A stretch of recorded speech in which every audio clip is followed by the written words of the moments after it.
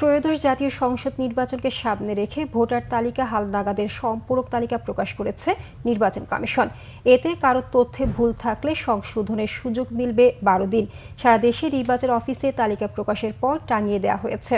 এরপর যোগ্য ব্যক্তির নাম অন্তর্ভুক্তি, মৃত্যু জড়িত বা অন্তর্ভুক্তি হওয়ার অযোগ্য ব্যক্তির নাম বাদ দেওয়া, ভোটার স্থানান্তর কিংবা কোনো সংশোধন বা ত্রুটি বিচ্যুতি দূর করার জন্য 21 আগস্ট পর্যন্ত আবেদন করা যাবে। এসব আবেদন নিষ্পত্তি হবে 24 আগস্টের মধ্যে। এরপর অন্যান্য কাজ শেষে চূড়ান্ত তালিকা প্রকাশ করা হবে 31 আগস্ট। বর্তমানে দেশে ভোটার 12,37,32,274 জন।